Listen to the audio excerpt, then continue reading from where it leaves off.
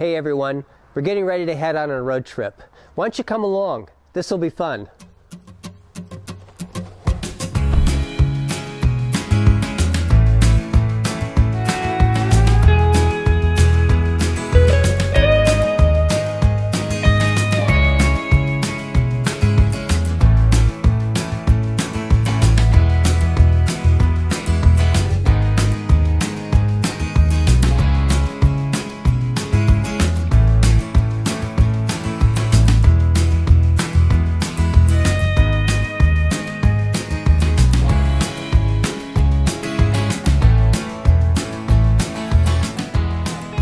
Good morning, everybody. We are this morning in Springfield, Missouri at the Springfield Botanical Gardens, and we're going to chat a little bit here with Katie Keith.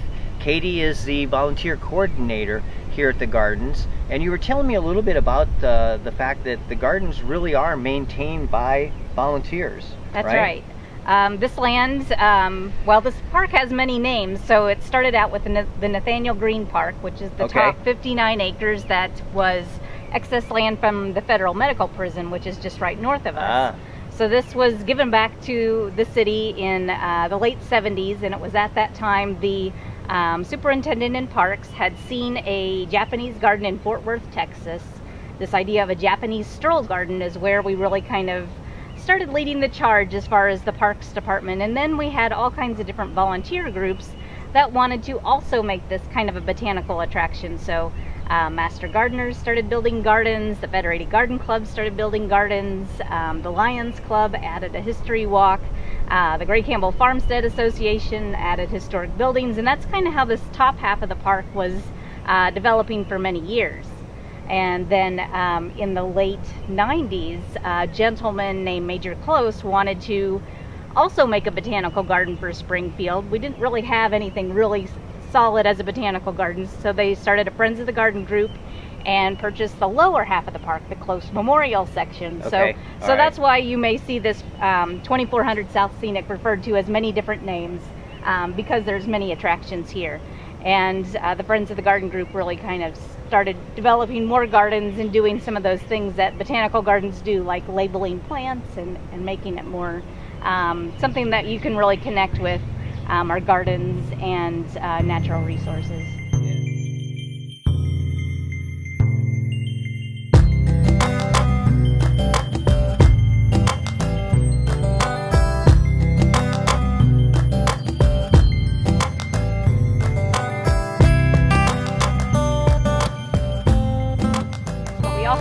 South Creek Greenway recreation trail that cuts through this park, so people are in and out of this park all day long, just following that South Creek. So it's a really easy pathway, bicycle friendly. It's designated as a National Recreation Trail.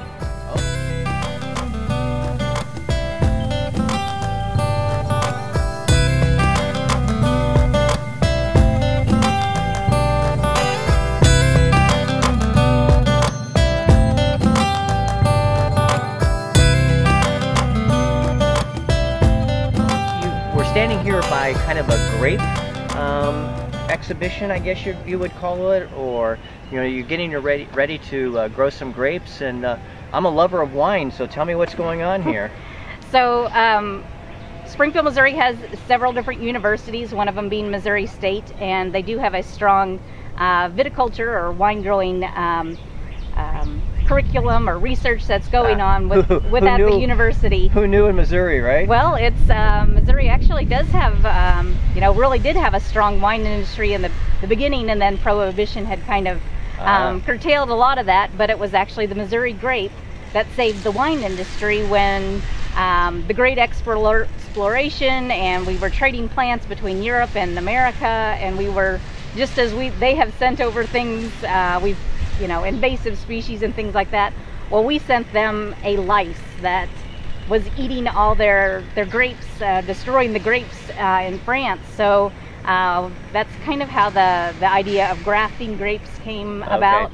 And even just because our grapes are so resistant to some of those insects and drought and things like that, you'll find that if you were to do a DNA mock-up on what is currently in our wines, a lot of them do contain the Missouri grape.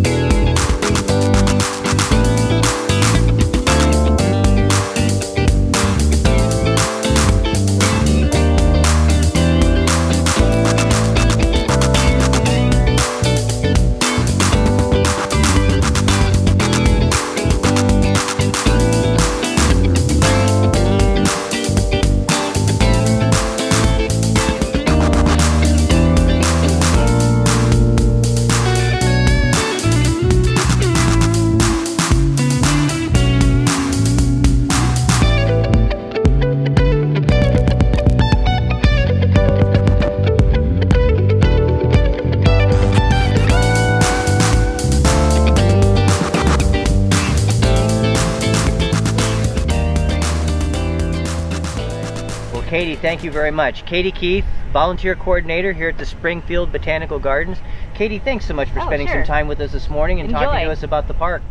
Thanks for joining us on this episode of Second Act Escapes. Until next time, enjoy living your retirement outside the box.